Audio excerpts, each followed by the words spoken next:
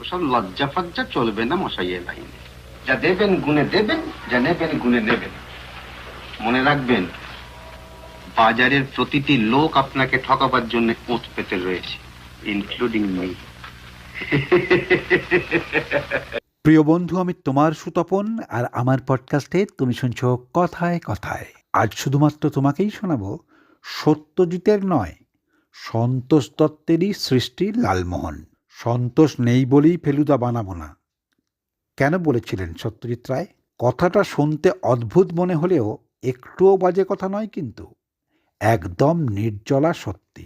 আর এই কথাটা সত্যিই না মিথ্যে, নাকি হিউজ ভিউ পাবার চেষ্টায় আসলে এই গোটা ভিডিওটাই একটা ফেক ভিডিও, সেটা জানতে গেলে অবশ্যই চ্যানেলটা সাবস্ক্রাইব করে বেল আইকনটা প্রেস করে অল করে দিয়ে পুরো ভিডিওটাই কিন্তু মন দিয়ে শুনতে হবে। তা না হলে সবটাই কিন্তু উটের পাকস্থলী হয়ে যাবে। যে রবি ঘোষ আর অনুপ কুমারের মতো অভিনেতারা জটায়ু চরিত্রে অভিনয় করলেও এই বছরটা বাঙালির মনে এবং মননে বেঁচে থাকা সত্যজিৎ রায়ের জটায়ু চরিত্রের অমর অভিনেতা সন্তোষ দত্তের জন্ম শতবর্ষ।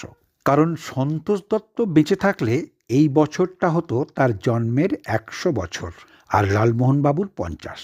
সন্তোষ দত্তর জন্ম 1925 সালের 2রা ডিসেম্বর। আজ থেকে 50 বছর আগে নবজন্ম হলো লালমোহন বাবুর, অর্থাৎ বাংলা সাহিত্যের ফেলুদার লালমোহন বাবু হিসাবে। কারণ 1976 সালে প্রথম প্রকাশ পেল সত্যজিৎ রায়ের বোম্বাইয়ের বোম্বেটের অলঙ্করণ, আর সেখানেই প্রথম পুরোপুরি সন্তোষ দত্তের চেহারাটা পেলেন লালমোহন বাবু। সত্যজিৎ রায়ের ফেলুদা একজন গোয়েন্দা, শার্লক হোমসের মতো বুদ্ধিমান। শার্লক হোমসের একজন লেখক বন্ধুর মতোই ফেলুদার একজন লেখক বন্ধু জুটে গেল গোয়েন্দাগিরি করতে গিয়ে। তার নাম হলো লালমোহন বাবু, যিনি সত্যজিৎ রায়ের মতোই নিজের লেখার প্লট খুঁজে বেড়ান দেশ বিদেশে। অদ্ভুত একটা ব্যাপার, সত্যজিৎ রায় একেবারে ডিজিটালি মাপাজোপা একজন চলচ্চিত্র পরিচালক। তাঁরই সমসাময়িক আন্তর্জাতিক খ্যাতিসম্পন্ন পরিচালক ঋত্বিক ঘটকের মতো তিনি আবেগ সর্বস্ব নন, আবার মৃণাল সেনের মতো সময়ের কাছে আটকেও যান না। সত্যজিৎ রায়ের কাছে কাল্ট অভিনেতারা যেমন সত্যজিৎ রায়ের চাহিদা মতো অভিনয় করেন, আবার ঠিক তেমনি সত্যজিৎ রায়ের ছবিতে সত্যজিৎ রায়ের ভাবনা অনুযায়ী অভিনয় করতে আসা একজন আনকোরা অভিনেতাকেও সত্যজিৎ রায় অভিনয়টা নিজেই করিয়ে নিয়ে সমান উচ্চতায় তুলে ধরেন তাকে। মোদ্দা কথা, নামি অনামি সব শিল্পীরাই কিন্তু পরিচালকের ছাঁচে ফেলা মূর্তি। কিন্তু এই জায়গাটাতে সন্তোষ দত্ত একদম আলাদা, আনপ্যারালাল, একম মেবা দ্বিতীয়ম। কারণ সন্তোষ দত্তের লুক, জেস্চার, অ্যাক্টিং স্টাইল, এক কথায় মুখ, চেহারা, ছবি, অভিনয়ের ধরন, সবটা দিয়ে পরিচালক তাকে পরিচালনা করেননি, অভিনেতা হয়ে তিনিই পরিচালনা করেছেন পরিচালক সত্যজিৎ রায়কে। কিন্তু এমনটা তো হবার কথা ছিল না। কারণ যে মানুষ সন্তোষ দত্ত পেশায় একজন ক্রিমিনাল লয়ার, বেঁটে, রোগা, সরু গলা, এমনকি দাপটের সঙ্গে কথা বলতে পারেনও না, আপাত নিরীহ আদ্যন্ত একজন ভদ্রলোক। আর এই মানুষটাই পেশায় একজন ক্রিমিনাল লয়ার হিসাবে যেমন তিনি বাঘা বাঘা, একেবারে ভারতবর্ষের বিচারের ইতিহাসে সোনার অক্ষরে লেখা যে সমস্ত রায়, সেই সব বিচারের জন্য তিনি ক্রিমিনাল কেস লড়েছেন এবং প্রত্যেকটাই জিতেছেন। আর ঠিক সেইভাবেই আনন্দম ও রূপকার নাট্য সংস্থার মহারাষ্ট্র নিবাস হলে চলচ্চিত্র চঞ্চরী নাটকে ভবদুলালের চরিত্রে অভিনয় করে একেবারে সাড়া ফেলে দিলেন। খবরটা পেয়ে মহারাষ্ট্র নিবাস হলে এই নাটকটাই দেখতে এলেন আর কেউ নন, স্বয়ং সত্যজিৎ রায়। সত্যজিৎ রায়কে একেবারে অবাক করে দিয়ে এই ছোটোখাটো আপাত সরল বোকাশোকা মানুষটার অভিনয়ের ক্ষমতা, আর তার ফল হিসাবে আমরা দেখতে পেলাম 1958 সালে সত্যজিৎ রায়ের পরশ পাথর ছবিতে একটা ছোট্ট চরিত্রে সন্তোষ দত্ত নামের এই ছোট্ট হিরেটা থেকে ঠিকরে পড়ল আলো। বাংলা ছবির সমস্ত দর্শকদের চোখ ঝলসে উঠল তার অভিনয় ক্ষমতার দ্যুতি দিয়ে। বাংলা ছবির কমেডির আকাশে এক ঝাঁক উজ্জ্বল কমেডিয়ানদের পাশে উজ্জ্বল জ্যোতিষ্ক হিসাবে নিজের জায়গাটা একেবারে পার্মানেন্টলি দখল করে নিলেন তিনি। ভাবা যায় একজন সিনেমার অভিনেতার প্রভাবে বদলে গেল একজন সাহিত্যিকের রচনা করা চরিত্র। ঠিক যেমন করে ঔপন্যাসিক বিভূতিভূষণ বন্দ্যোপাধ্যায়ের পথের পাঁচালী উপন্যাসটার চলচ্চিত্রের রূপান্তর ঘটালেন চলচ্চিত্র পরিচালক সত্যজিৎ রায়, ঠিক সেইভাবেই অভিনেতা সন্তোষ দত্তের প্রভাবে সাহিত্যিক সত্যজিৎ রায়ের চরিত্রটাকে বদলে নিতে বাধ্য হলেন চলচ্চিত্র পরিচালক সত্যজিৎ রায়। বাস্তবে সন্তোষ দত্তর সঙ্গে সত্যজিৎ রায়ের প্রথম দেখার মতোই প্রথম যখন তিনি এলেন সোনার কেল্লা উপন্যাসে, তখন তাকে দেখতে অত্যন্ত নিরীহ, রীতিমতো রোগা। 1971 তার প্রথম প্রকাশ। উপন্যাসের ট্রেন তখন উত্তরপ্রদেশ পেরিয়ে রাজস্থানে ঢুকছে। ঠিক কিছুক্ষণ আগেই ফেলুদা আর তোপসে যে বেঞ্চটায় বসেছিল তার সামনের বেঞ্চ থেকে সংলাপ ভেসে এলো, এখানে রোদের তেজই আলাদা, সাদে কি আর লোকগুলো এত পাওয়ারফুল। তোপসে লিখছে, যিনি কথাটা বললেন তিনি দেখতে অত্যন্ত নিরীহ, রীতিমতো রোগা আর হাইটে নির্ঘাত, আমার চেয়েও অন্তত 2 ইঞ্চি কম। আমার তো তাও বয়স মাত্র 15, তাই এখনও বাড়ার বয়স যায়নি, কিন্তু ইনি কমপক্ষে 35, কাজেই যেমন আছেন তেমনই থাকবেন। মোদ্দা কথা, হাইট একই থাকতে পারে, কিন্তু চেহারায় যেমন আছেন ঠিক তেমনই থেকে গেল লালমোহন। আর এই লালমোহনই জটায়ু ছদ্মনামে সাংঘাতিক সব কাহিনী লেখেন। এটা জেনে তোপসের মনে হয়েছিল, ফেলুদা হাসি চেপে রেখেছে কি করে? আমার তো সেই যাকে বলে পেট থেকে ভসভসিয়ে সোডার মতো হাসি গলা অবধি উঠে এসছে। ইনিই জটায়ু। আর আমি ভাবতাম যে এরকম গল্প লেখে তাদের চেহারা নিশ্চয়ই হবে একেবারে জেমস বন্ডের বাবা। সে চেহারায় গোঁফ নেই, টাক নেই, বদলে আছে মাথাজোড়া রীতিমতো বাহারি টেরিকাটা চুল। বাক্স রহস্যেও চুলটা থাকলো, তবে টেরিকাটা নয়, ব্যাকব্রাশ। গল্পে লালমোহন বাবুর স্বাস্থ্য সেই চিমড়েই, হাইটে ফেলুদার কাঁধের কাছে, পায়ে 5 নম্বর জুতো, শরীরটা চিমড়ে হওয়ার সত্ত্বেও মাঝে মাঝে অন্যমনস্কভাবে ডান হাতটা কনুইয়ের কাছে ভাঁজ করে বাঁ হাত দিয়ে কোটের আস্তিনের ভেতর বাইসেপ টিপে দেখেন। আবার পরের মুহূর্তেই পাশের ঘর থেকে আচমকা হাঁচির শব্দ শুনে তিনি আঁতকে ওঠেন। 1972 জুন মাসে লেখা বাক্স রহস্যতে লালমোহন বাবুর ছবি সবই কিন্তু কড়া শীতের পোশাকে, ফলে শরীরটা ঠিক চিমড়ে কি না সেটা বোঝবার কিন্তু উপায় নেই। তবে মুখটা বেশ গোল, গোঁফবিহীন, ফলে সেই গোঁফ দিয়ে চেনা গেল না লালমোহন বাবুকে। 1973 লেখা পরের উপন্যাস কৈলাসে কেলেঙ্কারিতেও জুলাই মাসে মাত্র 13 দিনে এই উপন্যাসটা লেখা। লালমোহন বাবুর গোলগাল মুখটার গড়ন আবার পাল্টে গেল এই উপন্যাসে। 1973 অক্টোবরেই শুরু হবে সোনার কেল্লার চিত্রনাট্য রচনা। অনুমান করাই যায় যে কৈলাসে কেলেঙ্কারি লেখার সময়েই সোনার কেল্লার চরিত্র নির্বাচনটা দানা বাঁধছে সত্যজিৎ রায়ের মনে। চেহারাটা তাই আর চিমড়ে নেই, মুখটাও ভরাট হয়ে উঠছে, হয়তো সন্তোষ দত্তকেই অবচেতনে রেখে। পরের বছরে লেখা রয়্যাল বেঙ্গল রহস্যতে খাড়া টিকলো নাক আর তেকোনা গড়নের মুখের লালমোহন বাবুর চুলের ধাঁচাটাও বদলে গেল। তার জায়গায় এলো এক পাশে শীতে কাটা চুল, গোঁফটা কিন্তু এখন আর নেই।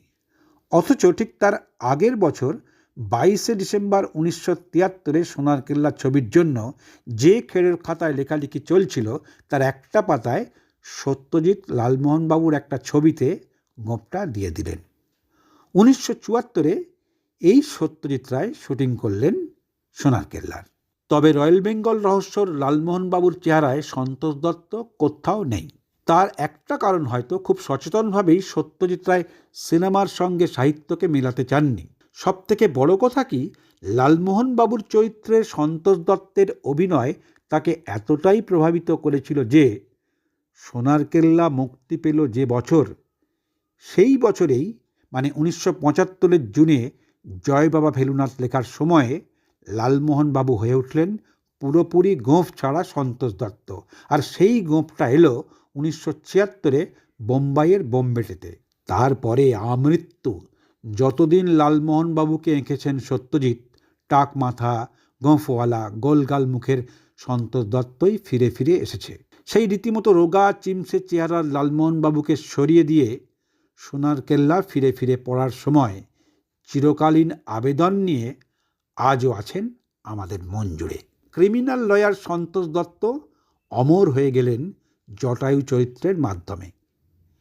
অভিনয়টা দেখে মনে হলো লালমোহনের চরিত্রটা যেন ঠিক সন্তোষ দত্তকে দেখেই তৈরি করা হয়েছিল। মানুষটা অত্যন্ত ভীতু, কিন্তু অ্যাডভেঞ্চার আন্তরিকভাবেই ভালোবাসেন আর প্রত্যেকটা মুহূর্তে বিপদের আশঙ্কা করেন, কিন্তু সদাই হাসি খুশি।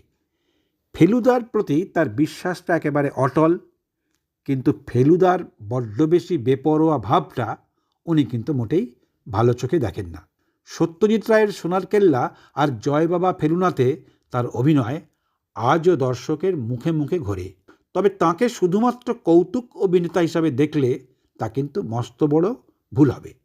সন্তোষ দত্তের চোখের আর মুখের ভাষায় বোঝা যায় তিনি ঠিক কত বড় মাপের অভিনেতা।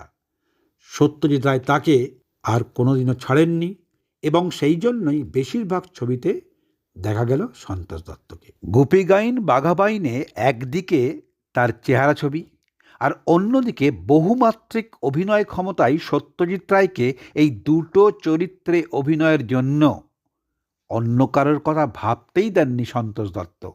তার বহুমাত্রিক অভিনয় ক্ষমতা একদিকে পরিচালক সত্যজিৎ রায়, অন্যদিকে অভিনেতা সন্তোষ দত্ত, এই দুজনকেই একই আসনে বসিয়ে দিল। শুধু সিনেমায় নয়, নাটকেও সমান কৃতিত্বের পরিচয় দিয়েছেন তিনি। প্রথম জীবনে চলচ্চিত্র চঞ্চলীর ভবদুলালকে বারবার সম্মান দিয়েছে বলেই প্রায় তাকে এই চরিত্রটা করতে হতো। মানে শুধু সিনেমায় যে করেছেন তা নয়, বিভিন্ন হলে স্টেজ প্রোগ্রামে।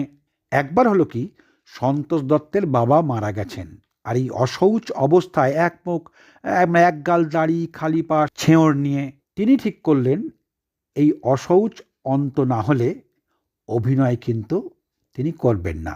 কিন্তু এই আগে থেকেই তার একটা শো করবার কথা ছিল, তবে উনি বললেন তার পক্ষে এখন অভিনয় করা কিছুতেই সম্ভব নয়। কিন্তু মানুষটা তো আসলে ঠান্ডা প্রকৃতির, ফলে এই সদাশিব মানুষটার প্রতিবাদের ভাষাটাও এতটাই ক্ষীণ ছিল যে টিকল না তার প্রতিবাদ, ফলে তাকে যথারীতি অভিনয় করতে যেতেই হলো। এই রকম একটা অবস্থায় 1944 সালের ফেব্রুয়ারি মাসে বিয়ে করলেন তিনি, একটা মেয়ে হলো।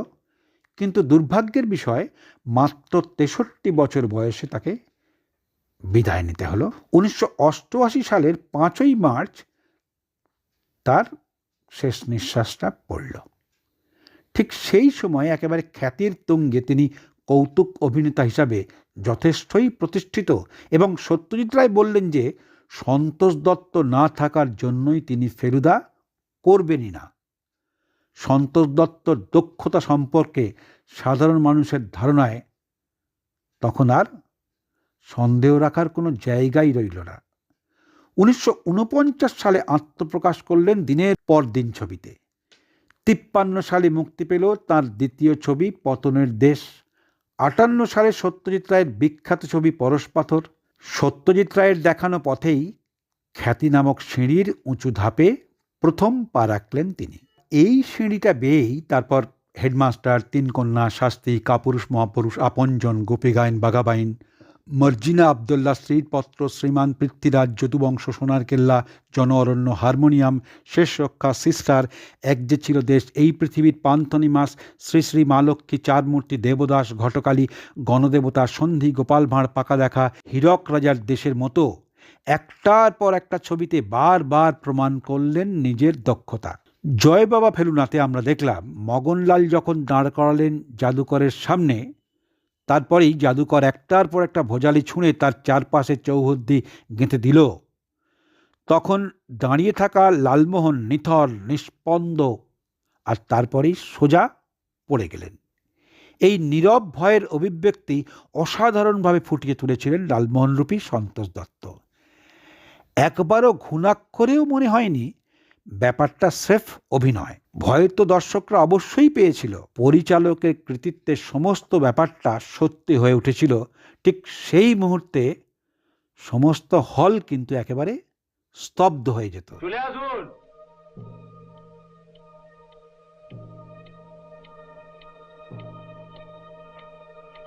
লালমোহন, লালমোহন,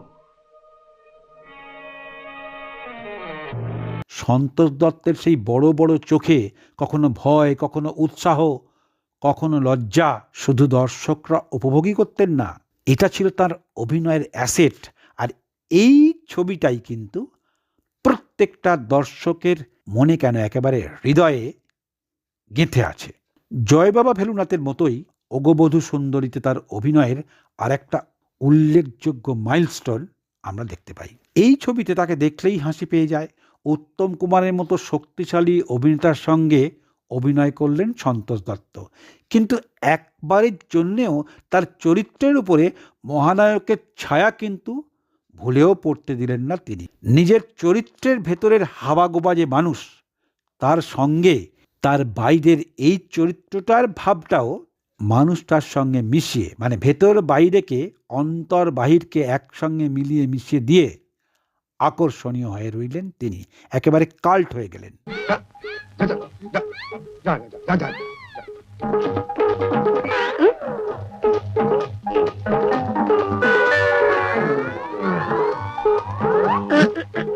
1981 পর থেকে সুবর্ণলতা, মালঞ্চ, খেলার পুতুল, রহস্যময়ী রসিকতা, কাউকে বলো না, দুটি পাতা, শৃঙ্খল, জয় পরাজয়, অমরগীতি, রাজেশ্বরী, শিলালিপি, পূজারীতি, ললিতা, হলুদ, নিশান্তে, আমার পৃথিবী, হরিশ্চন্দ্র শৈবা, 2 অধ্যায়, সেই জীবন, সম্রাট ও সুন্দরী, অগ্নিসংক্ষেপ, গিলি গিলি গিয়ে, পলাতকের মতো একটার পর একটা ছবিতে সেই ভূতের রাজার বরে গোপী গায়েন বাঘাবাইনের মতোই রাজার জামাই হয়ে নিজের ইচ্ছে মতো উড়ে বেড়ালেন।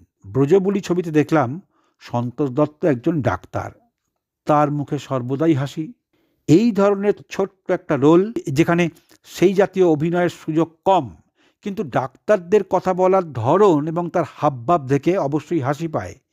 এটাই কৌতুক শিল্পীর বৈশিষ্ট্য। ডায়লগ যাই থাক না কেন, সেটাকে এক্সপ্রেস করবার কায়দায়, থ্রোয়িং করবার কায়দায়, এই কায়দাটাই হলো তার আসল ক্যাপাসিটি। সন্তোষ দত্ত সেটাই করে একেবারে নিখাদ কৌতুক শিল্পীর মর্যাদাটা কিন্তু আদায় করে নিয়েছেন। নিষ্পাপ শিশুর মায়া জড়ানো সরল হাসি মুখ কে না ভালোবাসে। ব্যক্তিগত জীবনের সরল শিশুর মতো হাসিকে তিনি মিশিয়ে দিয়েছেন নিজের অভিনয়ে। আর এই জন্যই তিনি মূলত কৌতুক অভিনেতা হয়েও একটা স্বতন্ত্র পরিচয় তৈরি করে নিয়েছেন, এবং এই গুণটাতেই সমস্ত শ্রেণীর দর্শক সরল শিশুর মতোই তাকে বড় আদর করে কোলে তুলে নিয়েছেন।